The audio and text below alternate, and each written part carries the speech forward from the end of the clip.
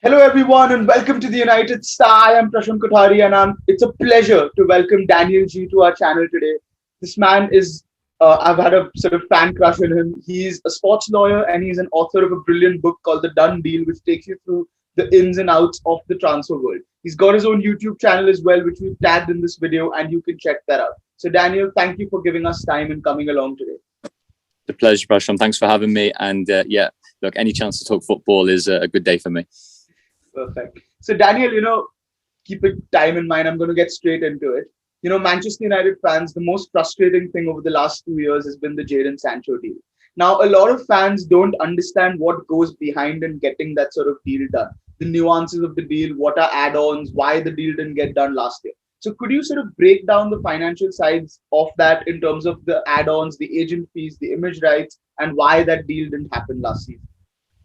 Yeah, no, really happy to. I mean, look, I wasn't involved in the deal or the negotiations with Manchester United on that deal, far from it. But, based on my experience of working with, high-profile players moving to, elite Premier League clubs, there are so many facets involved in the deal. If we start with, the players' wages, loyalty fees, signing on fees, appearance and win bonuses, Champions League qualifications, particular ratchets if they play in certain amount of games, release clauses, and all of those type of elements. A lot of the time, the more difficult sometimes negotiations that can happen, and it seemed like it was reported in the Sancho case, was the transfer fee and the valuation points in the end. And a lot of that can be down to a number of facets. The high level number of 100 million, 150 million, 50 million, whatever it is usually only one element to the larger negotiation, which is usually there'll be an agent negotiating the deal. In Sancho's case, almost certainly, and the agent's fees will obviously be a major part in any particular deal too, and that will usually be paid by the buying club to the agent as well, and on behalf of the player. But if we go back to the transfer fee for a second, a lot of the time, as we said, £100 million. There's always a query about whether £100 million really means £100 million. Is it £30 million up front and £20 million over the next two windows?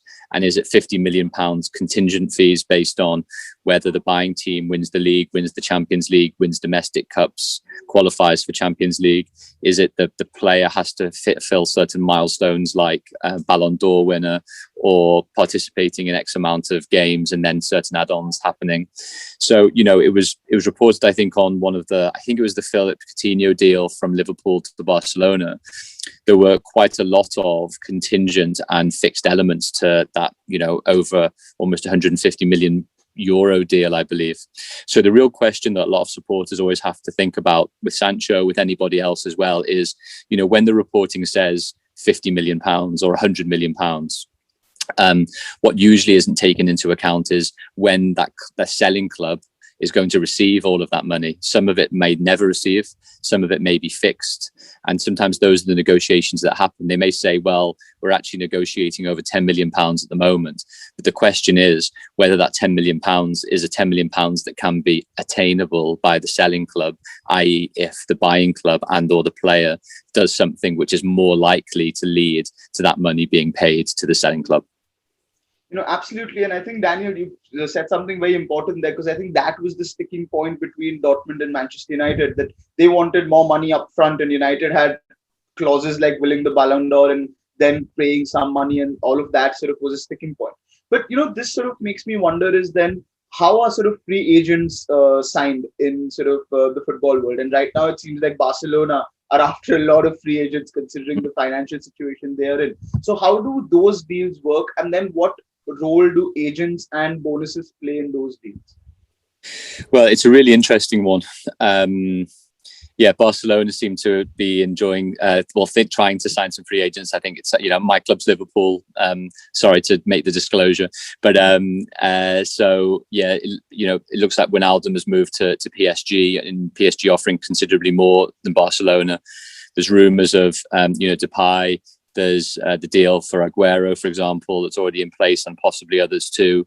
So free transfers are interesting because what can sometimes happen is obviously when there's no transfer fee being paid, the players will want will ask for more money to compensate them for joining, and then there being no transfer fee payable between the clubs.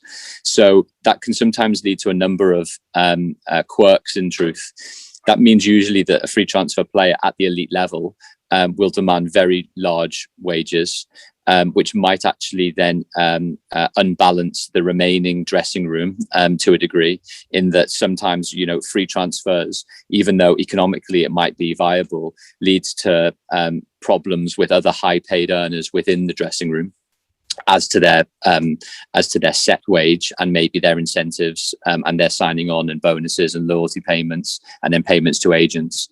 But the other element that also happens is things like signing on fees and loyalty bonuses.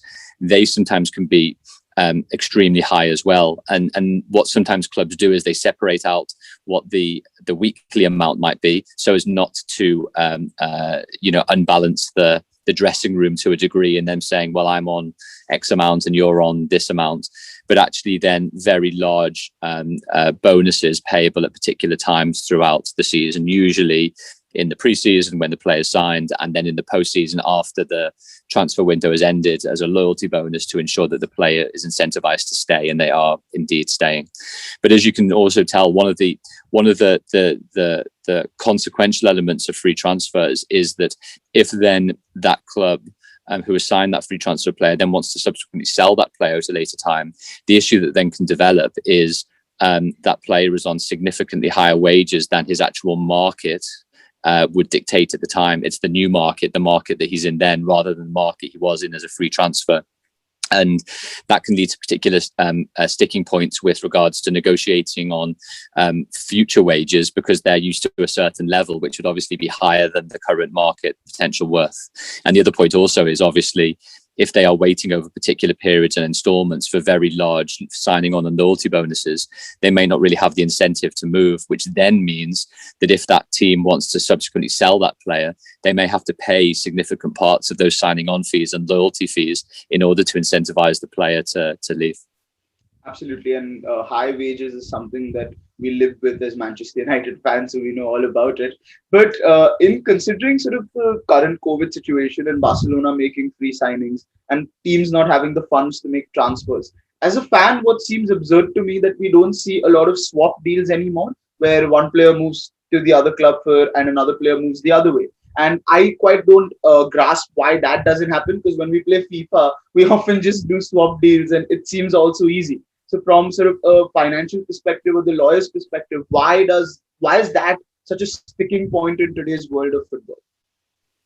Yeah, I mean, the issue is it's at a very basic level, it's pretty hard to do one very high profile transfer full stop, in having to negotiate with the agent a potential valuation of a fee and the wages of that particular player.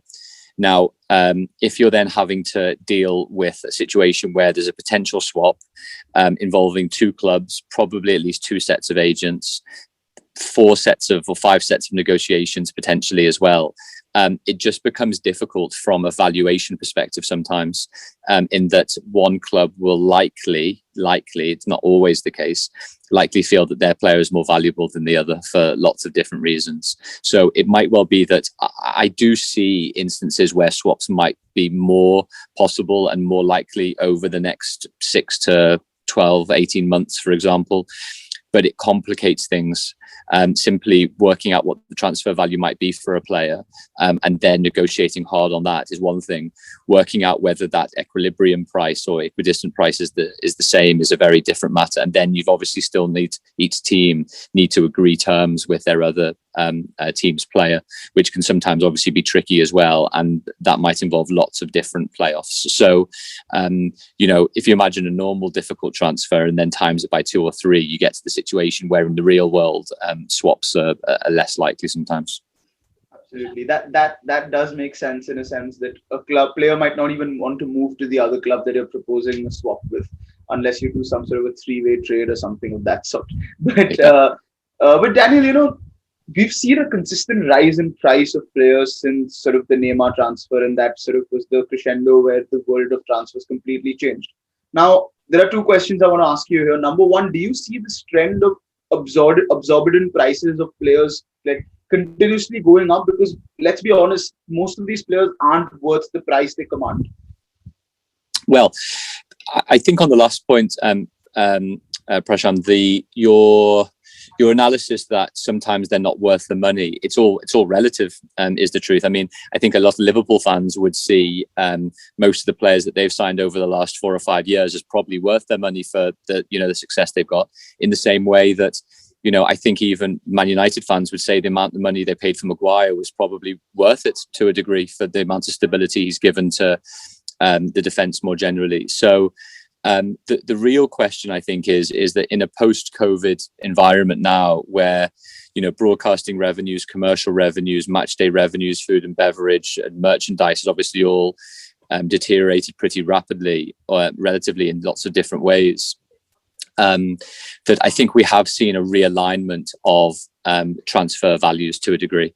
Now, look, there is always going to be the 1% outliers for elite transfers of elite players into and out of elite clubs, that where those clubs still do have significant monies to be able to spend. But for the vast majority of other transfers, that's no longer the case in my mind, at least in the short to medium term now. And I think you've started and already have seen that transfer realignment of a much quieter window, reduced transfer fees, still some obviously very large amounts being spent by a small number of clubs, especially in the Premier League, for example, Chelsea over last summer, for example, by way of seeing those transfers. But what I think is the more interesting misalignment at the moment is, whilst transfer fees have already realigned to a degree because it's the market at that particular time, wages haven't realigned to a degree because there is always a lag. There's always a year, 2, 3 year lag according to the length and duration and term of those particular deals. So whereas still, again, and it's the outlier, there are particular elite players that are going on free transfers. They're going to be able to command large sums because they're still very valuable. The vast majority of players that are on free transfers are not going to be, I would have thought, on the levels of wages that they were previously on, because there is that market realignment. And we'll wait and see what that happens to a larger or greater extent. But I think the thing to watch out for and to look for is the realignment after lag, a particular time frame lag for wages, whereas we're already seeing that on the transfer side of things. Absolutely. And one of the reasons why Premier League teams at least are able to afford such high transfer fees is the TV deal.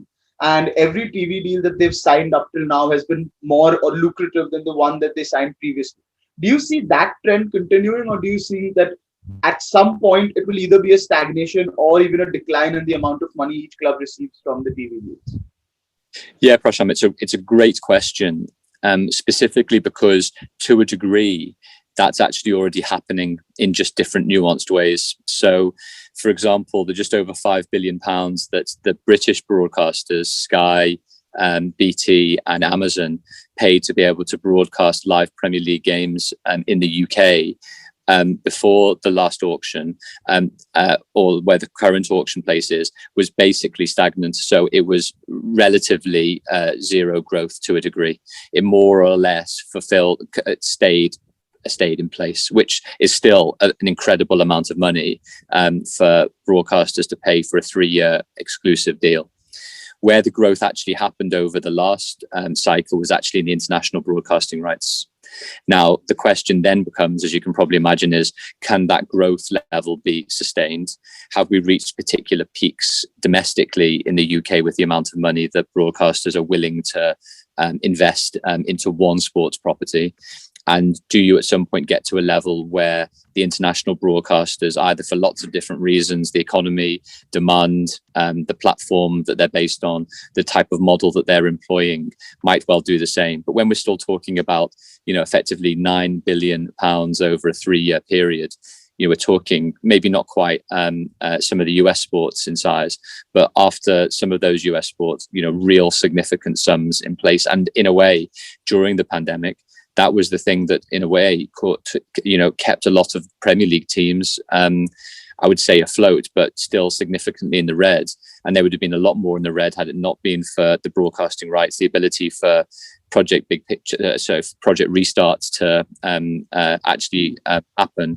Otherwise, like we saw in France, where they just cancelled the season relatively quickly, and then obviously they've had loads of particular issues with Canal Plus, with their domestic broadcasters, and now Amazon coming on board. That would have caused real significant problems. Right. And that makes a lot of sense. And you also touched upon the wage realignment bit. And here, a lot of people don't understand why an ex-player, let's say, for example, a Luka Modric, earns less money than someone playing in the Premier League, who is obviously not a Ballon d'Or winner or not equivalently good. So could you sort of, it's obviously the taxes, but could you explain the sort of nuances that why British players are generally on a much higher wage than, let's say, Spanish or Italian league players?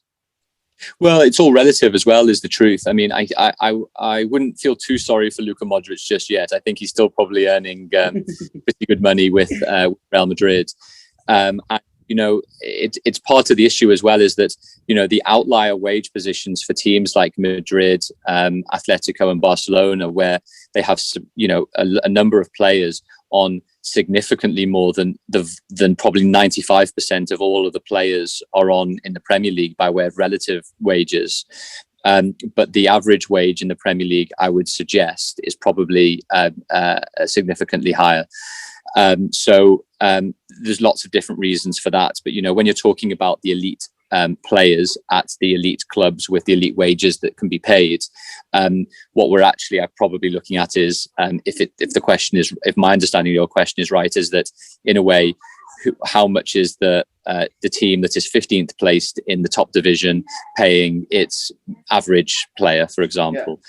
That case, I would have thought that the Premier League, because of the more equitable way that its broadcasting rights are distributed, because of the gate receipts, because of particular sponsorship deals, because sometimes of owner equity injections and investment into those clubs.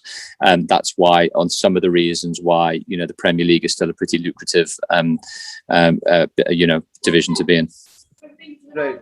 That makes sense. And now, Daniel, if you don't mind, I just want to roll back from this transfer season to a few years back. And there's one particular sort of pair of transfers that really captures my imagination and the entire saga around it. And you've touched upon it in your book as well, is the Carlos Tevez and Mascherano transfers, and why there was such a huge sort of tipping point in terms of the legal structure that changed post that in the Premier League.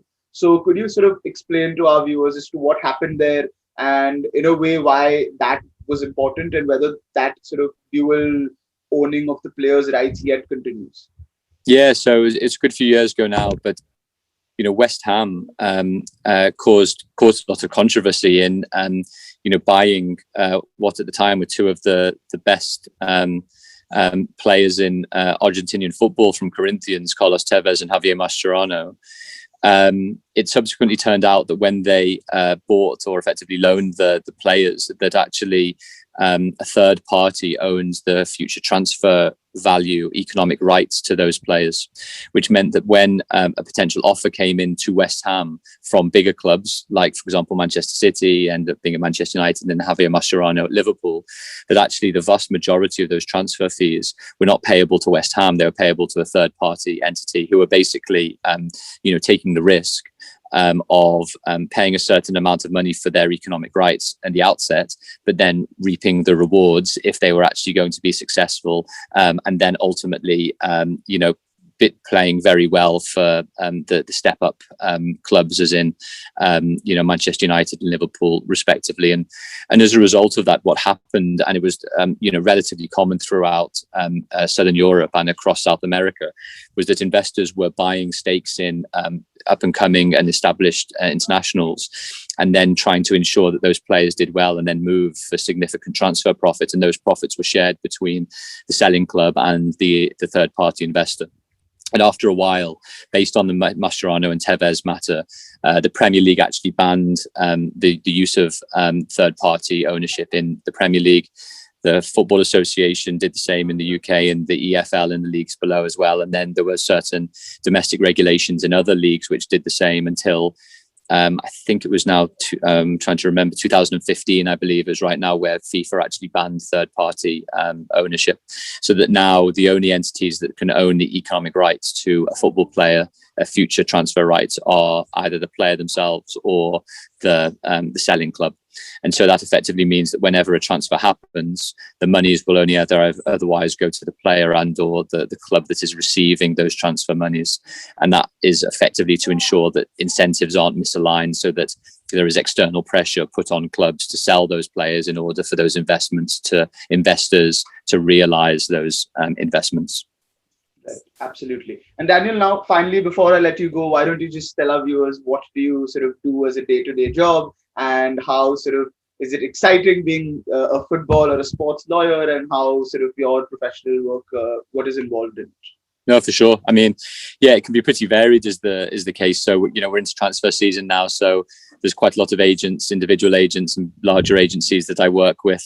They've got various things on, if it's transfers or renegotiations of contracts or new commercial deals, or boot deals going on, or disputes happening, or reputational issues, or disciplinary stuff that's happening between clubs and players, or agents getting into trouble with either the regulations or other things, or trying to sometimes get deals done. We're now in the middle of the Euros, and there's a difficulty, obviously, if there's particular transfers that need to be done or want to be done or are trying to be actioned, how that works within the wider framework of COVID bubbles, of doing medicals, of all of those type of issues. So sometimes I'm as much trying to just help with finding solutions to stuff as I am drafting different types of contracts. But that's the fun of it, really, of being sort of in the midst of the football and sports industry and being able to sort of have visibility on some really interesting stuff that happens.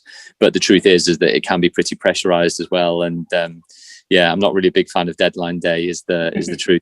Though, the truth is a lot of my clients have probably got most of their deals done before deadline day happens. But that doesn't mean that sometimes you're not called up quite late on deadline day, just trying to get something over the line or trying to work out a best idea for something. But, as a football fan growing up myself, trying to long and hard to try and get in the industry, and then, being in the industry for over 15 years or so now, it's on the whole, very fulfilling job. Absolutely. Daniel, thank you so much for coming on today. It's been an absolute pleasure talking to you, and I hope that our viewers have sort of been able to learn some of the finer nuances of the transfer world and of the financial market. If you all want to know more, do check out Daniel's book, The Done Deal. It's also available on Audible. It's a fantastic book, and we'll put the links in the description. So thanks for watching, guys. Thanks for coming on, Daniel. Do subscribe to our channel as well. We'll try to bring you more content that is interesting, that's intriguing, that covers more than just the matches. So thanks for watching, and see you soon.